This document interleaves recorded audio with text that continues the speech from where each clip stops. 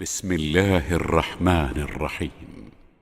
ويا قوم ما لي أدعوكم إلى النجاة وتدعونني إلى النار تدعونني لأكفر بالله وأشرك به ما ليس لي به علم وأنا أدعوكم إلى العزيز الغفار لا جرم أن ما تدعونني إليه ليس له دعوة في الدنيا ولا في الآخرة وأن مردنا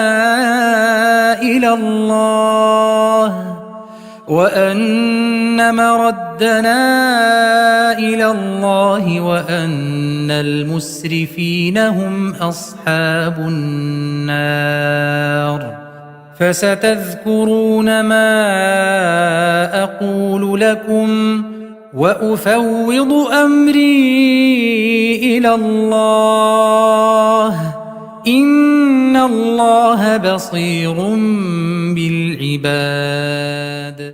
അസ്സലാമു അലൈക്കും വറഹ്മത്തുള്ളാഹി വബറകാതുഹു. ഖുർആൻ പദം 1636 ദിവസത്തിലേക്ക് എല്ലാവരെയും ഹാർദമായി സ്വാഗതം ചെയ്യുന്നു.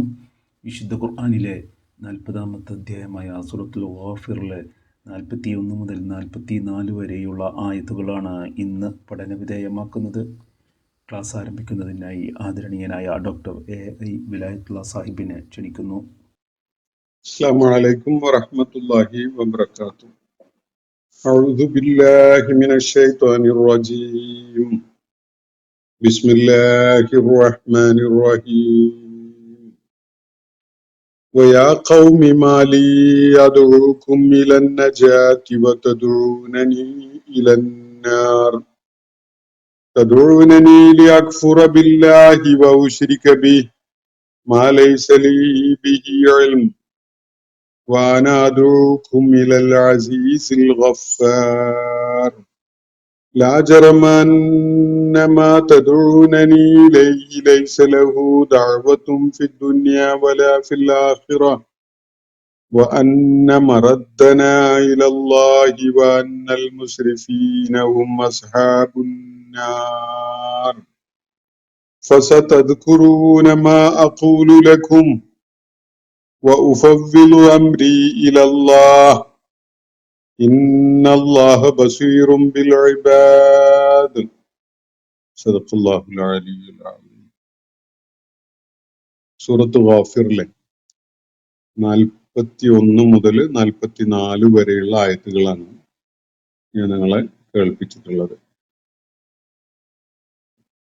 റജുലുൻ മുഅ്മിനുൻ മിൻ ആലി ഫിർഔൻ എന്ന പേരിൽ എന്ന വിധത്തിൽ വിശുദ്ധ ഖുർആൻ ഈ സൂറത്തിൽ പരാമർശിക്കുന്ന ഒരു വ്യക്തി തുടക്കത്തില് ഫിറോവിനോടായിട്ടും ഫിറോവിൻ, ഹാമാൻ, അതുപോലെ ഖാറൂൻ ഇവരെ അഭിസംബോധന ചെയ്തുകൊണ്ടും തുടർന്ന് നാട്ടിലെ പൗരമുഖ്യന്മാരെയും പൊതുജനങ്ങളെയും ഒക്കെ അഭിസംബോധന ചെയ്തുകൊണ്ടും ചില ന്യായ യുക്തികൾ കേൾപ്പിക്കുകയാണ് നമ്മൾ വായിച്ചുകൊണ്ടിരിക്കുന്ന ആയത്തുകളിലായിട്ട്. ഇന്നലെ നമ്മൾ പഠന വിധേയമാക്കിയ ഭാഗത്ത് അദ്ദേഹം യാ ഖൗം എന്ന് വിളിച്ചുകൊണ്ട് ഈജിപ്തിലെ ആ കാലഘട്ടത്തിലെ പൗരാവലിയെ അഭിസംബോധന ചെയ്തുകൊണ്ടാണ് ചില ന്യായവാദങ്ങൾ അവരെ കേൾപ്പിക്കുന്നത്. ഇന്നമാ ഹാദിഹിൽ ഹയാത്തു ദുനിയ മതാഉം വഇന്നൽ ആഖിറത ഹിയ ദാറുൽ ഖറാർ. ജീവിതം എന്ന നമ്മളും അവരും ഒക്കെ അഭിമുഖീകരിച്ചുകൊണ്ടിരിക്കുന്ന പ്രതിഭാസത്തെ എങ്ങനെയാണ് നോക്കിക്കാണേണ്ടത് എന്നത് വ്യക്തമാക്കുന്ന, അല്ലെങ്കിൽ അതിന് വ്യക്തതയുള്ള ഒരു മാർഗദർശനം നൽകുന്ന ചില വാക്കുകളാണ് അദ്ദേഹം ആ സമൂഹത്തെ അഭിസംബോധന ചെയ്തുകൊണ്ട് പറയുകയുണ്ടായത്. ഭൗതിക ലോകത്തെ ജീവിതം എന്ന് പറയുന്നത് വളരെ ക്ഷണികമായ ചില ജീവിത വിഭവങ്ങളുടെ ആസ്വാദനം മാത്രമാണ്. അത്രയേ ഉള്ളൂ. പാരത്രിക ജീവിതമാണ് സ്ഥിരതയുള്ള, സ്ഥിരവാസത്തിനുള്ള ജീവിത അനുഭവം അല്ലെങ്കിൽ ഭവനം. അതുപോലെ നന്മ ചെയ്യുന്നവർ തീർച്ചയായിട്ടും അതിന്റെ ഫലമായിട്ട് അതാണായാലും പെണ്ണായാലും അവർക്ക് സ്വർഗലബ്ധി ഉണ്ടാകും. തിന്മ ചെയ്യുന്നവര് അവരുടെ തിന്മക്കുള്ള ശിക്ഷ ഏറ്റുവാങ്ങേണ്ടി വരികയും ചെയ്യും. സ്വർഗത്തിൽ പ്രവേശിക്കാൻ സാധിക്കുന്നവർ അള്ളാഹുവിന്റെ അത്യുദാരമായ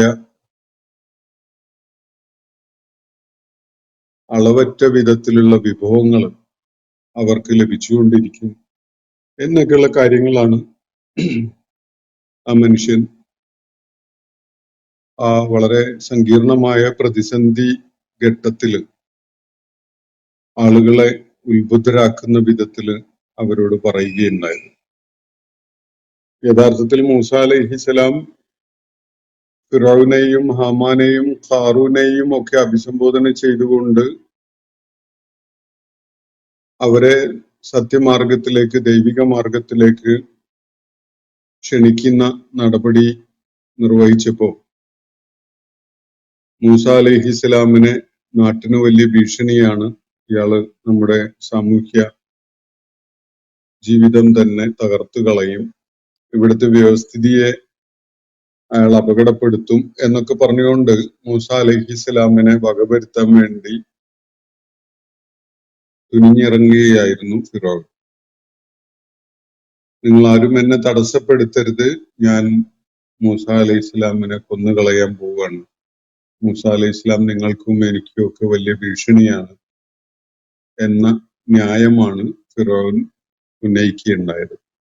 ആ ഘട്ടത്തിലാണ് ഈ റജുലുൻ മുഅ്മിനുൻ മിൻ ആലി ഫിറൗൻ ഇടപെട്ടുകൊണ്ട് ചോദിക്കുന്നത്, എന്റെ നാഥൻ അള്ളാഹുവാണ് എന്ന് പറഞ്ഞതിന്റെ പേരിൽ നിങ്ങൾ ഒരാളെ കൊന്നുകളയുകയാണോ എന്ന വളരെ അടിസ്ഥാനപരമായ അന്യായം ചൂണ്ടിക്കാണിക്കുന്ന വിധത്തിലുള്ള, അല്ലെങ്കിൽ അതിലടങ്ങിയിട്ടുള്ള വലിയ അക്രമം വെളിപ്പെടുത്തുന്ന വിധത്തിലുള്ള ഒരു ചോദ്യം ഉന്നയിച്ചുകൊണ്ട് ഈ മനുഷ്യൻ രംഗത്ത് വരുന്നത്. തുടർന്നുണ്ടായ ആശയ സംവാദം, അതിന്റെ പല വിശദാംശങ്ങളും നമ്മൾ പിന്നീട് ആയത്തുകളിൽ കാണുകയുണ്ടായി. അതിനെ തുടർന്ന് ഇന്ന് ഞാൻ നിങ്ങളെ കേൾപ്പിച്ചിട്ടുള്ള ആയത്തുകളിലായിട്ട് ആ മനുഷ്യൻ വിശ്വാസം ഒളിപ്പിച്ചു വെച്ചുകൊണ്ട് മൂസാ അലൈഹി ഇസ്ലാമിന്റെ പ്രതിരോധത്തിനായിട്ട് രംഗത്ത് വന്ന ആ മനുഷ്യൻ ആ സമൂഹത്തോട്, പൊതുജനങ്ങളോട് തുടർന്ന് പറയുന്ന കാര്യങ്ങളാണ് വയാഖവും എന്ന വിധത്തിൽ തുടങ്ങിക്കൊണ്ട് ഇവിടെ വിവരിക്കപ്പെടുന്നത്. തൊട്ടു മുമ്പ് കഴിഞ്ഞ ദിവസം നമ്മൾ പഠന വിധേയമാക്കിയ ആയത്തുകളിൽ 39-ാമത്തെ ആയത്ത് തുടങ്ങുന്നതും യാഖവും എന്ന് അഭിസംബോധന ചെയ്തുകൊണ്ടാണ്. ആ ജനങ്ങളെ, ആ സമൂഹത്തെ പൊതുവായി അഭിസംബോധന ചെയ്തുകൊണ്ടാണ്.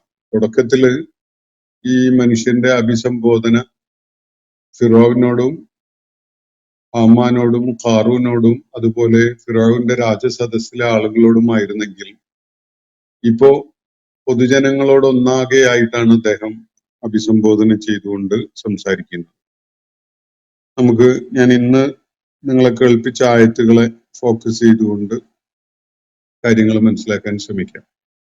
വയാ ഖൗമി മാലി അദഊകും ഇലൻ നജാത്ത്.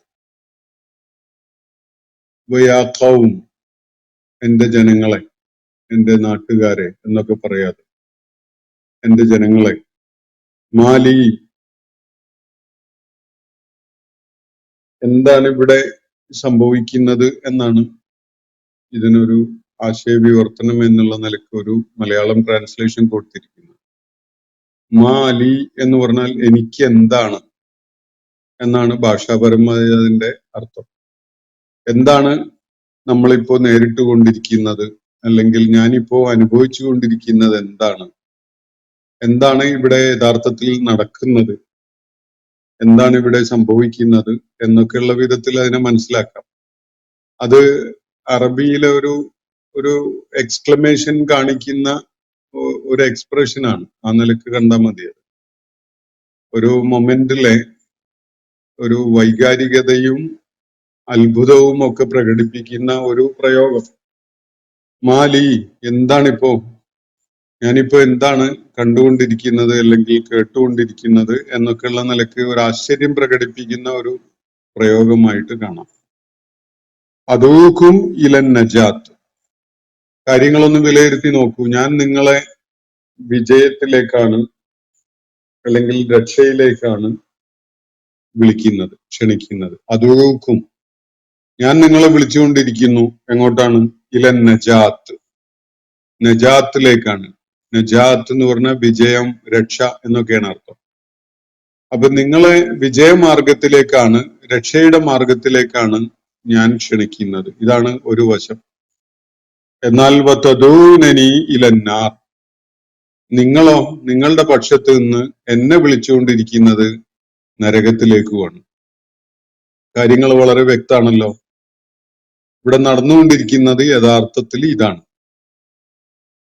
വളരെ വ്യക്തമായും നമ്മൾ ഇരുവരും ഒരേ ദിശയിലേക്കല്ല ആളുകളെ ക്ഷണിക്കുന്നത്, മറിച്ച് ഞാൻ നിങ്ങളെ ക്ഷണിക്കുന്നത് നജാത്തിലേക്കാണ്, ജീവിത വിജയത്തിലേക്ക്, രക്ഷയിലേക്ക്, അന്തിമ വിജയത്തിലേക്കൊക്കെയാണ് ഞാൻ നിങ്ങളെ ക്ഷണിക്കുന്നത്, നിങ്ങളെ പ്രബോധനം ചെയ്യുന്നത്. അതൂക്കും ഇലൻ നജാത്ത്, നിങ്ങൾക്കുള്ള രക്ഷാമാർഗം കാണിച്ചു തരുന്ന വിധത്തിലാണ് എന്റെ പ്രയത്നം. എന്നാൽ നിങ്ങൾ ചെയ്യുന്ന പ്രയത്നം വതദൂനനി, നിങ്ങൾ എന്നെ പ്രബോധനം ചെയ്യുന്നത്, വിളിക്കുന്നത് എങ്ങോട്ടാണ്? ഇലന്നാർ, അതിന്റെ ആത്യന്തിക പരിണിതി ഞങ്ങള് അല്ലെങ്കിൽ ഞാൻ നരകത്തിൽ ചെന്ന് വീഴും എന്നതാണ്. ഞാൻ വിളിച്ചുകൊണ്ടിരിക്കുന്ന, ഞാൻ പ്രബോധനം ചെയ്തുകൊണ്ടിരിക്കുന്ന, ഞാൻ നിങ്ങളെ പ്രേരിപ്പിച്ചുകൊണ്ടിരിക്കുന്നത് ഏതൊരു വഴിയിലേക്കാണോ അത് ആത്യന്തികമായി നിങ്ങളെ സ്വർഗത്തിലെത്തിക്കുന്ന, വിജയത്തിലെത്തിക്കുന്ന ഒരു കാര്യമാണ്. നിങ്ങളുടെ പ്രയത്നങ്ങളോ, അത് ഞാനോ അല്ലെങ്കിൽ എന്നെ പോലെ ആരെങ്കിലും അതിൽ പ്രേരിതരായിട്ട് ആ വഴിക്ക് നീങ്ങുന്നുവെങ്കിൽ അവരെത്തിച്ചേരുക നരകത്തിലാണ്. ഇതാണിപ്പോ ഇവിടെ നടന്നുകൊണ്ടിരിക്കുന്നത്. ഇതാണ് ചുരുക്കി പറഞ്ഞാൽ നമുക്കിടയിൽ ഇവിടെ നടന്നുകൊണ്ടിരിക്കുന്ന സംഭാഷണത്തിന്റെയും സംവാദത്തിന്റെയും ആശയവിനിമയത്തിന്റെയും ഒക്കെ രത്ന ചുരുക്കം. തദൂനനി അക്ഫുറ ബില്ലാഹ്, എന്നിട്ട് ഒന്നുകൂടി ഈ പറഞ്ഞ കാര്യത്തെ വിശദമാക്കുകയാണ്.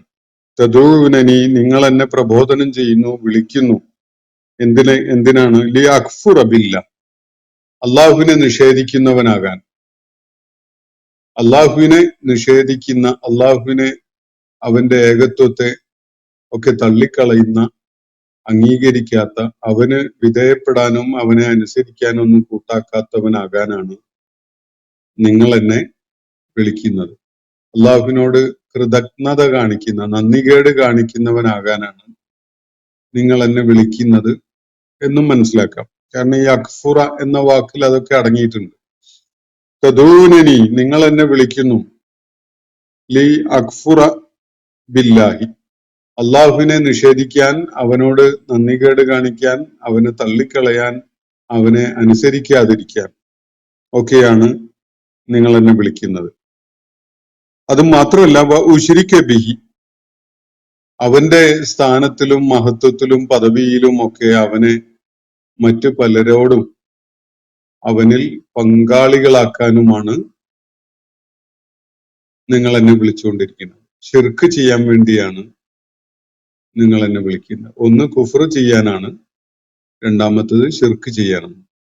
അള്ളാഹുവിനോട് നന്ദികേട് കാണിക്കാനും കൃതജ്ഞത കാണിക്കാനും നിഷേധിക്കാനും അവനോട് ധിക്കാരം കാണിക്കാനും ഒക്കെയാണ് നിങ്ങൾ എന്നെ വിളിക്കുന്നത്. അതേപോലെ ഉശ്രിക ബിഹി, അവനിൽ പങ്കുകാരെ ചേർക്കാൻ, അവന്റെ ദിവ്യത്വത്തിലും മഹത്വത്തിലും ഒക്കെ മറ്റു പലർക്കും പങ്കുണ്ട് എന്ന വിധത്തില് കാര്യങ്ങളെ നോക്കിക്കാണാനാണ് നിങ്ങൾ എന്നെ ക്ഷണിക്കുന്നത്. മാ ലൈസ ലീ ബിഹി ഇൽം, എന്തിനെയാണ് പങ്കാളികളായിട്ട് കാണാൻ വേണ്ടി നിങ്ങൾ എന്നോട് ആവശ്യപ്പെടുന്നത്? അവയെക്കുറിച്ച് എനിക്ക് ഒരു ധാരണയില്ല, ഒന്നും അറിയാനും കഴിയില്ല. അവയ്ക്ക് വല്ല ദിവ്യത്വവും ഉണ്ടോ, വല്ല അസാധാരണമായ കഴിവും ഉണ്ടോ, വല്ല ദൈവികതയുമുണ്ടോ എന്നൊന്നും അറിയാൻ എനിക്ക് യാതൊരു വഴിയില്ല. അങ്ങനെയുള്ള തീർത്തും ഒരു അടിസ്ഥാനവും ഇല്ലാത്ത സംഗതികളെ അള്ളാഹുവിനോടൊപ്പം പങ്കാളികളാക്കാനാണ് നിങ്ങൾ എന്നെ വിളിക്കുന്നത്. ഉശ്രിക ബിഹി, എന്തിനെയാണ് ശിർക്ക് ചെയ്യേണ്ടത്?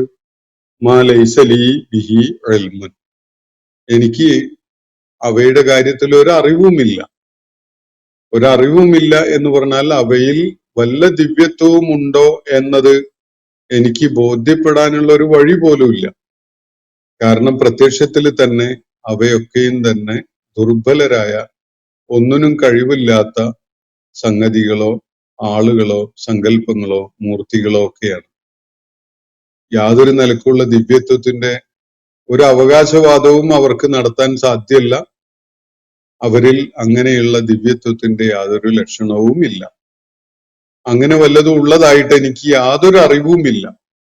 അങ്ങനെ എനിക്ക് യാതൊരു അറിവുമില്ലാത്ത പല സംഗതികളെയും അള്ളാഹുവിനോടൊപ്പം പങ്കാളികളാണ് എന്ന വിധത്തിൽ പരിഗണിക്കാൻ വേണ്ടിയാണ് നിങ്ങൾ എന്നോട് ആവശ്യപ്പെടുന്നത്. ഇതാണ് ഇവിടെ നടക്കുന്നത്. വാന അദൂക്കും ഇലൽ അസീസിൽ ഗഫാർ, എന്നാൽ ഞാൻ എന്റെ ഭാഗത്തു നിന്ന് ചെയ്യുന്നത് എന്താണ്? വാന അദൂക്കും, ഞാൻ നിങ്ങളെ വിളിച്ചുകൊണ്ടിരിക്കുന്നു, നിങ്ങളെ പ്രബോധനം ചെയ്യുന്നു. എന്തിലേക്കാണ്? ഇലൽ അസീസിൽ ഗഫാർ, അജയ്യനായ, സകലതും പുറത്തു തരുന്ന, ഏറ്റവും ഏറെ പുറത്തു തരുന്നവനായ അള്ളാഹുവിലേക്കാണ് ഞാൻ നിങ്ങളെ പ്രബോധനം ചെയ്യുന്നത്. അവൻ ഇസ്സത്തുള്ളവനാണ്, സകല വിധത്തിലുള്ള ദൈവികതയുടെയും എല്ലാ തലങ്ങളും ഉള്ളവനാണ് അവൻ അസീസാണ്. അസീസ് എന്ന് പറഞ്ഞാൽ അവനെ അതിജയിക്കാൻ കഴിയുന്ന ആരുമില്ല.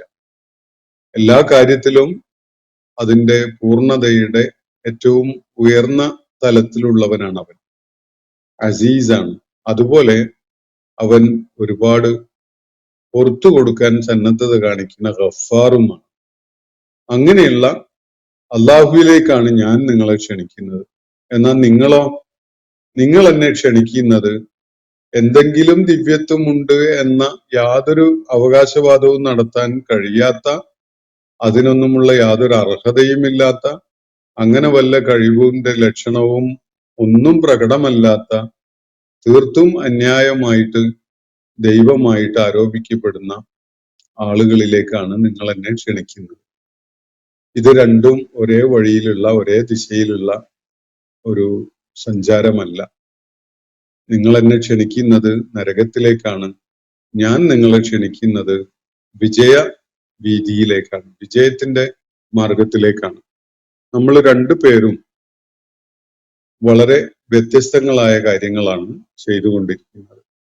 ഞാൻ നിങ്ങളെ ഞാൻ നിങ്ങളെ വിളിക്കുന്നത് ഇലൽ അസീസിൽ ഗഫാർ, ഏറ്റവും ഏറെ പ്രതാപമുള്ളവനും അജയ്യനും എല്ലാം പുറത്തു തരുന്നവനുമായ അള്ളാഹുവിലേക്കാണ് ഞാൻ നിങ്ങളെ ക്ഷണിക്കുന്നത്. രണ്ട് സിഫാത്തുകളാണ് അള്ളാഹുവിന്റെ, അല്ലെങ്കിൽ രണ്ട് ഇസ്മുകളാണ് ഇവിടെ പരാമർശിക്കപ്പെട്ടിരിക്കുന്നത്. അള്ളാഹുവാണ് എല്ലാവിധത്തിലുള്ള ഗാംഭീര്യവും പ്രതാപവും അജയ്യതയും ഉള്ളവൻ. അള്ളാഹുവിനെ നിങ്ങൾ ആരാധ്യനായിട്ട് കാണുന്നതിന് അവനുള്ള അർഹത അവന് അസീസാണ് എന്നതാണ്. അവനെ അതിജയിക്കാനായിട്ട് ആരുമില്ല.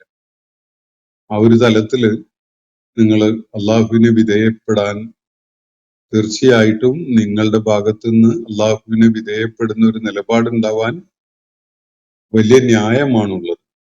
കാരണം അവൻ അസീസാണ്. അവനെ അതിജയിക്കുന്ന, അവനെ വെല്ലുന്ന, അവന് ഉപരിയായി നിൽക്കാൻ കഴിയുന്ന ആരുമില്ല. രണ്ടാമത്തെ വലിയ പ്രതീക്ഷ നൽകുന്ന അള്ളാഹുവിന്റെ ഒരു സിഫത്താണ്, അല്ലെങ്കിൽ അള്ളാഹുവിന്റെ അസ്മാകളിൽ ഒന്നാണ് ഇവിടെ പരാമർശിച്ചിരിക്കുന്നത്. നിങ്ങൾ എന്തുകൊണ്ട് അള്ളാഹുവിലേക്ക് മടങ്ങണം? തീർച്ചയായിട്ടും നിങ്ങൾ ഒരുപാട് വഴിവിട്ട് അവനിൽ നിന്ന് അകന്നു പോയിട്ടുണ്ട്. പക്ഷെ അവനേറെ പുറത്തു തരുന്നവനാണ്. നിങ്ങളുടെ വീഴ്ചകളെയൊക്കെ വിട്ടുവീഴ്ച ചെയ്ത് പുറത്തു മാപ്പാക്കി തരാൻ സന്നദ്ധനായവനാണ്, ഗഫാറാണ് അവൻ. ഈ രണ്ട് കാരണങ്ങളാൽ നിങ്ങൾ അള്ളാഹുവിലേക്കാണ് മടങ്ങേണ്ടത്. അങ്ങനെയുള്ള അസീസും ഗഫാറുമായ അള്ളാഹുവിലേക്കാണ് ഞാൻ നിങ്ങളെ ക്ഷണിച്ചുകൊണ്ടിരിക്കുന്നത്. എന്നാൽ നിങ്ങൾ എന്നെ നരകത്തിലേക്കാണ് ക്ഷണിക്കുന്നത്. അത് അർഹതയില്ലാത്ത പലരെയും അവനോടൊപ്പം പങ്കാളിയായിട്ട് കാണാനാണ്, അവനോട് നന്ദികേട് കാണിക്കാനാണ്. ഇതൊക്കെയാണ് നിങ്ങൾ ചെയ്തുകൊണ്ടിരിക്കുന്നത്. അപ്പൊ ഈ ആയത്തിന്റെ തുടക്കത്തില് ഇന്ന് നമ്മൾ പാരായണം ചെയ്ത ആയത്തുകളുടെ തുടക്കത്തില് ഇയാൾ പറയുകയുണ്ടായ കാര്യം വയാ ഖൗമി മാലി അദുഉക്കും. മാലി എന്നതാണ് ആദ്യത്തെ എക്സ്പ്രഷൻ. മാലി, എന്താണിത്, എനിക്ക് എന്താണ് ഇവിടെ കേൾക്കേണ്ടി വരുന്നത്, അല്ലെങ്കിൽ നമ്മൾ എന്താണ് ഈ അനുഭവിച്ചുകൊണ്ടിരിക്കുന്നത്, ഇവിടെ എന്താണ് സംഭവിക്കുന്നത് എന്നൊരു ആശ്ചര്യ പ്രകടനമുണ്ട്. യഥാർത്ഥത്തില് ഈ രണ്ട് കക്ഷികളും വളരെ ഭിന്ന ധ്രുവങ്ങളിലായിട്ടാണ് നിലകൊള്ളുന്നത്. രണ്ടും രണ്ടാണ്, രണ്ടും ഒരേ വഴിയല്ല എന്ന കാര്യം വ്യക്തമാക്കുന്ന ഒരു ഫുർഖാൻ ആണ് ഇവിടെ പ്രാവർത്തികമായിട്ട് കാണിക്കപ്പെടുന്നത്. അള്ളാഹുവിന്റെ മാർഗത്തിലേക്ക് പ്രബോധന ദൗത്യം നിർവഹിക്കുന്ന ആളുകൾ ഒരിക്കലും തന്നെ സമൂഹം ഒഴുകിക്കൊണ്ടിരിക്കുന്ന ആ ദിശയിൽ തന്നെയാണ് തങ്ങളും ഉള്ളത് എന്നൊരു നിലപാട് സ്വീകരിക്കില്ല. അങ്ങനെ ആരെങ്കിലും സ്വീകരിക്കുന്നുണ്ടെങ്കിൽ അങ്ങനെ പ്രബോധന ദൗത്യം നിർവഹിക്കുന്ന ആളുകളുടെ കാര്യത്തില് അടിസ്ഥാനപരമായ ചില പിഴവുകൾ ഉണ്ടെന്നാണ് അർത്ഥം. ഒഴുക്കിനോടൊപ്പം ഞങ്ങളും ഒഴുകുന്നു എന്ന് പറയുന്നവരായിട്ട് ഒരിക്കലും പ്രബോധകരുണ്ടാവില്ല. പ്രബോധകര് ഒഴുക്കിലൂടെ ഒഴുകിപ്പോയിക്കൊണ്ടിരിക്കുന്നവരെ തടഞ്ഞു നിർത്തിയിട്ട് നിങ്ങൾ ഈ ദിശയിലല്ല ഒഴുകേണ്ടത്, നിങ്ങൾ പിഴച്ച ഒരു ദിശയിലാണ് ഒഴുകുന്നത്, ശരിയായ ദിശയിലേക്കാണ് നിങ്ങൾ തിരിയേണ്ടത്, എന്നിട്ട് വേണം ഒഴുകാൻ എന്ന് പറയുന്നവരായിരിക്കും. ഇവിടെ റജുലും മുഅ്മിനുൻ മിൻ ആലി ഫിറഔൻ നിർവഹിക്കുന്നതും ഇതുപോലെയുള്ള ഒരു കാര്യമാണ്. ഈജിപ്തിലെ ആ പ്രത്യേകമായ സാഹചര്യത്തില് ഫിറോവിന്റെയും ഹാമാന്റെയും ഖാറൂന്റെയും അവിടെയുള്ള ഭരണ സംവിധാനത്തിന്റെയും ഒക്കെ അവയോടൊക്കെ ഒട്ടി നിന്നുകൊണ്ട് അവയ്ക്കൊക്കെ ഒത്താശ ചെയ്തു കൊടുത്തുകൊണ്ട് നിലകൊള്ളുക എന്ന് പറയുന്നതിന് ഒരുപാട് സൗകര്യമുണ്ട്. അത് നാട്ടിലെ വ്യവസ്ഥിതിയാണ്, ലോ ആൻഡ് ഓർഡർ ആണ്, സമാധാനപരമായിട്ട് കഴിഞ്ഞുകൂടാനുള്ള ഒരു എളുപ്പ വഴിയാണ് എന്നൊക്കെയാണ് എല്ലാവർക്കും തോന്നുന്നത്. എല്ലാ കാലഘട്ടത്തിലും സമാനമായ സാഹചര്യങ്ങളൊക്കെ നമ്മളൊക്കെ നേരിടുന്നുണ്ട്. എല്ലാ കാലഘട്ടത്തിലും ഇതുപോലെയുള്ള പക്ഷങ്ങളും ചേരിതിരിവുകളും ഉണ്ടാവും. അപ്പോ ഏത് പക്ഷത്താണ് നമ്മളെ തന്നെ കൊണ്ടുപോയി വെക്കുന്നത് എന്നതാണ് ഏറ്റവും പ്രധാനമായത്. ഇവിടെ റജുലും മുഅ്മിനും മിൻ ആലി ഫിറഔൻ താൻ ഈ ഒഴുക്കിനോടൊപ്പം ഒഴുകുന്നവനല്ല എന്നതാണ് വ്യക്തമാക്കുന്നത്. അത് വ്യക്തമാക്കുമ്പോഴേ ഒരാള് വിശ്വാസിയാവുന്നുള്ളൂ എന്ന കാര്യമാണ് വളരെ ശ്രദ്ധയോടുകൂടി നമ്മൾ മനസ്സിലാക്കേണ്ടത്. പലരും നമ്മുടെ രാഷ്ട്രീയ സാമൂഹ്യ സാഹചര്യത്തിൽ ഈ ഒഴുക്കിനോടൊപ്പം നിൽക്കുന്നതിൽ വലിയ ആവേശം കാണിക്കുന്നവരായിട്ട്, എന്നാലോ തങ്ങള് ഇസ്ലാമിന്റെ ആളുകളാണ്, തങ്ങള് അള്ളാഹുവിന്റെ ദീനിന്റെ മാർഗത്തിലാണ് എന്നൊക്കെ അവകാശവാദം നടത്തുകയും ചെയ്യുന്നുണ്ടാവും. പക്ഷെ അവര് നിലകൊള്ളുന്നത് ഈ ഒഴുക്കിനോടൊപ്പമായിരിക്കും. ഒഴുക്കിനോടൊപ്പം അല്ല, മറിച്ച് ഒഴുക്കിനെതിരായിട്ട് നിലകൊള്ളുക എന്നത് വലിയ അക്രമമായിട്ട് അവര് ചിലരെ പരാമർശിച്ചുകൊണ്ട് പറയുകയും ചെയ്യും. യഥാർത്ഥത്തിൽ ഒരു വിശ്വാസി എവിടെയാണ്, ഏത് വിധത്തിലാണ് നിലകൊള്ളേണ്ടത് എന്നത് ഈ റജുലും മുഅ്മിനും മിൻ ആലി ഫിറഔൻ, വിശേഷിച്ച് അദ്ദേഹം ഈമാൻ മറച്ചു പിടിച്ചുകൊണ്ട് നിലകൊണ്ടിരുന്ന ആളാണ്. ആ മനുഷ്യൻ പോലും ഇവിടെ എടുക്കുന്ന നിലപാട് എന്താണെന്നൊന്ന് ശ്രദ്ധിച്ചു നോക്കൂ.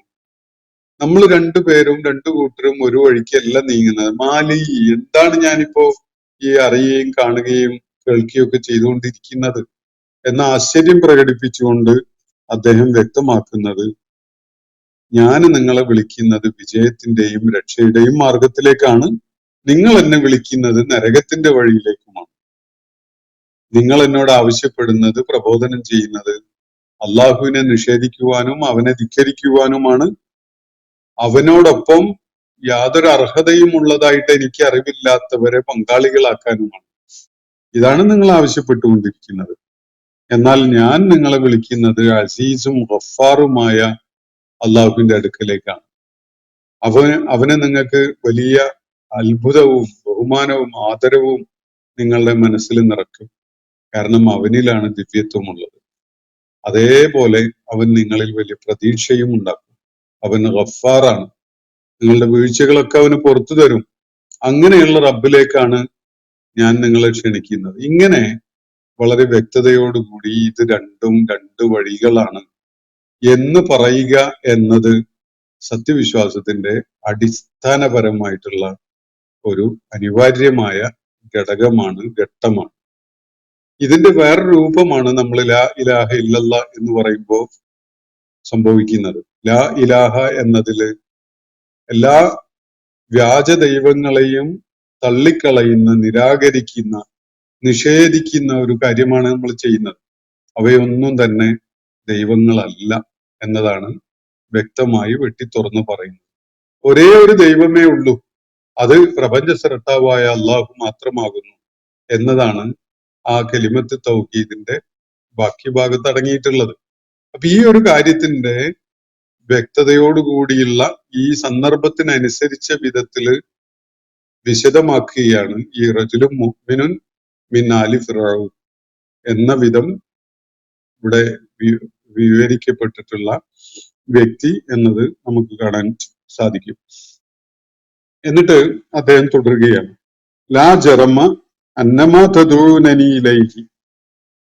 സത്യമായിട്ടും ലാ ജറം എന്ന് പറഞ്ഞാൽ അറബിയിൽ ഒരു എക്സ്പ്രഷനാണ്. അതിന്റെ ഭാഷാപരമായുള്ള സൂചന ലാ ജറം എന്ന് പറഞ്ഞാൽ പല അർത്ഥത്തിലും അതിനെ അറബി ഭാഷയിൽ ഉപയോഗിക്കുന്നുണ്ട്. ഒന്ന് ഹഖൻ എന്നാണ്. ഹഖൻ, സത്യമായിട്ടും, വാസ്തവം ഇതാണ് എന്നാണ് പറയുന്നതിന്റെ ഒരു അർത്ഥം. ലാ ബുദ്ധ എന്നത് വേറൊരു അർത്ഥമാണ്. അനിവാര്യമായും ഇങ്ങനെയാണ്. പിന്നെ ലാ മഹാല എന്ന് പറഞ്ഞാൽ ഒരിക്കലും ഇങ്ങനെ ഇത് സംഭവ്യമായത് അങ്ങനെയല്ല എന്ന് പറയില്ല. അതുപോലെ ലാശക്, യാതൊരു സംശയവും വേണ്ട. ഇങ്ങനെയൊക്കെയുള്ള അർത്ഥത്തിലാണ് ഈ ലാജറം എന്ന പ്രയോഗം അറബി ഭാഷയിൽ വിശേഷിച്ച് ഖുർആന്റെ ഉപയോഗത്തിൽ നമുക്ക് കാണാൻ സാധിക്കും. അങ്ങനെ അത് സത്യം ചെയ്ത് പറയുന്ന ഒരു ശൈലിയാണ്. ആ രീതിയിലാണ് ഈ റജുലും മുഅ്മിനും മിൻ ആലി ഫിറഔൻ പറയുന്നത്. ലാജറം, അനിവാര്യമായും സത്യമായിട്ടും ഞാനൊരു കാര്യം നിങ്ങളോട് പറഞ്ഞോട്ടെ. അന്നമാ തദഊനനി ഇലൈഹി, നിങ്ങൾ ഏതൊരു സംഗതിയിലേക്കാണോ എന്നെ വിളിച്ചുകൊണ്ടിരിക്കുന്നത്, എന്നെ പ്രബോധനം ചെയ്യുന്നത്, അതിന് അന്നമാ തദഊനനി ഇലൈഹി ലൈസ ലഹു ദഅവത്തുൻ, അതിനൊരു സന്ദേശവും ഇല്ല കേട്ടോ. അതിന് പ്രത്യേകിച്ച് എനിക്ക് ഒരു സന്ദേശവും തരാനുള്ള കെൽപ്പില്ല. അതിൽ യാതൊന്നും അടങ്ങിയിട്ടില്ല. ഇസ്ലാം അല്ലാത്ത മറ്റേത് ജീവിത ദർശനവും ഉയർത്തി കാണിക്കുന്ന ആളുകളോട് നമുക്ക് വളരെ ഖണ്ഡിതമായിട്ട് പറയാൻ കഴിയുന്ന ഒരു കാര്യമാണിത്. ഈ റജുലും മുഅ്മിനും മിൻ ആലി ഫിറഔൻ പറയുന്നത് അന്നമാ തദഊനനി ഇലൈഹി, നിങ്ങൾ ഏതൊന്നിലേക്കാണോ എന്നെ വിളിച്ചുകൊണ്ടിരിക്കുന്നത് അത് ലൈസ ലഹു ദഅവത്തുൻ, അതിനൊരു ക്ഷണവുമില്ല, അല്ലെങ്കിൽ ഒരു സന്ദേശവുമില്ല. ദഅവത്ത് എന്ന് പറഞ്ഞാൽ ഭാഷാപരമായി വിളി, പ്രബോധനം, ക്ഷണം എന്നൊക്കെയാണ് അർത്ഥം. പക്ഷെ നിങ്ങൾ ഒരു കാമ്പോ കഴമ്പോ ഉള്ള ഒരു സംഗതിയിലേക്കല്ല അതിലൂടെ നിങ്ങൾ എന്നെ വിളിക്കുന്നത് എന്നാണ് പറയുന്നതിന്റെ സൂചന. അവിടെ ഒരു വിളിയും ഇല്ല എന്ന് പറഞ്ഞാൽ കാമ്പും കഴമ്പുമുള്ള ഒരു കാര്യത്തിലേക്കുമല്ല നിങ്ങൾ വിളിക്കുന്നത്. അതിലൊരു വിളിയുമില്ല, ഒരു ക്ഷണവുമില്ല. ക്ഷണവുമില്ല എന്ന് പറഞ്ഞാല് വിളിയില്ല എന്നുള്ള അർത്ഥത്തിലല്ല. എന്തെങ്കിലും ഒരു കഴമ്പുള്ള കാര്യത്തിലേക്കല്ല നിങ്ങൾ വിളിക്കുന്നത്. നിങ്ങൾ തന്നെ ആ പറയുന്ന കാര്യങ്ങളൊന്ന് പരിശോധിച്ച് നോക്കൂ. അള്ളാഹുവിന്റെ പ്രവാചകനെ പ്രതിനിധാനം ചെയ്തുകൊണ്ട് ഞാൻ നിങ്ങളോട് പറയുന്ന ഈ കാര്യങ്ങള് നല്ല കഴമ്പുള്ള സംഗതിയാണ്. എന്നാൽ മറുപക്ഷത്ത്, എതിർപക്ഷത്ത് നിലക്കൊണ്ടുകൊണ്ട് നിങ്ങൾ എന്നെ വിളിക്കുന്നത് ഏതിലേക്കാ? ഒരു കഴമ്പും ഇല്ലാത്ത, ഒരു സന്ദേശവും ഇല്ലാത്ത ഒരു സംഗതിയിലേക്കാണ്. ഇപ്പോ നമ്മുടെ നാട്ടില് വലിയ നിഗളിപ്പ് കാണിക്കുന്ന ഒരു കൂട്ടരാണ് ഈ യുക്തിവാദത്തിന്റെയും നിരീശ്വരത്വത്തിന്റെയും അതുപോലെ ഇസ്ലാം വിട്ടുപോയ ആളുകളുടെയും ഒക്കെ ഇടപെടലും സംസാരവും ഒക്കെ ഒന്ന് ശ്രദ്ധിച്ചു നോക്കണ്ടോ. അത്തരം ആളുകളോട് നമുക്ക് പറയാനുള്ള ഒരു കാര്യം ഇതാണ്: നല്ല കഴമ്പുള്ള കാര്യത്തിലേക്കാണ് ഞങ്ങൾ നിങ്ങളെ ക്ഷണിക്കുന്നത്. എന്നാൽ നിങ്ങളോ വല്ല ജീവിത ദർശനവും വല്ല ജീവിത സന്ദേശവും വല്ല ജീവിതവുമായി ബന്ധപ്പെട്ടുകൊണ്ടുള്ള വ്യക്തത നൽകുന്ന വല്ല ആശയവും നിങ്ങൾക്ക് പങ്കുവെക്കാനായിട്ടുണ്ടോ? നിങ്ങളിൽ വല്ല ദഅവത്തും ഉണ്ടോ? നിങ്ങൾ ഒന്നിലേക്കും കഴമ്പുള്ള, കാര്യമുള്ള, ചൈതന്യമുള്ള ഒന്നിലേക്കും നിങ്ങളെ ആരെയും ക്ഷണിക്കുന്നില്ല. നിങ്ങളുടെ കയ്യിൽ ഒന്നുമില്ല, ഒരു കാമ്പുമില്ല, കഴമ്പുമില്ല. ഇതാണ് വസ്തുത. അപ്പോ അന്നമാ തദഊനനി ഇലൈഹി ലൈസ ലഹു ദഅവത്തുൻ, നിങ്ങൾ എന്തിലേക്കാണോ എന്നെ വിളിക്കുന്നത് അതിൽ പ്രത്യേകിച്ച് ഒരു കാമ്പും കഴമ്പുമില്ല. ഫിദ്ദുന്യ വല ഫിൽ ആഖിറ, ഈ ഭൗതിക ലോകത്തേക്കും ഇല്ല, പാരത്രിക ലോകത്തേക്കും ഇല്ല. ഭൗതിക ലോകത്ത് ഉപകരിക്കുന്ന വല്ല സന്ദേശവും നിങ്ങളുടെ കയ്യിലുണ്ടാ? നിങ്ങൾ എന്നെ വിളിച്ചുകൊണ്ടിരിക്കുന്ന ഒരു മാർഗവും ഒരു ജീവിത ദർശനവും ഒക്കെ ആയിട്ട് പറയുന്ന സംഗതി ഉണ്ടല്ലോ, കട്ടപ്പുകയല്ലേ.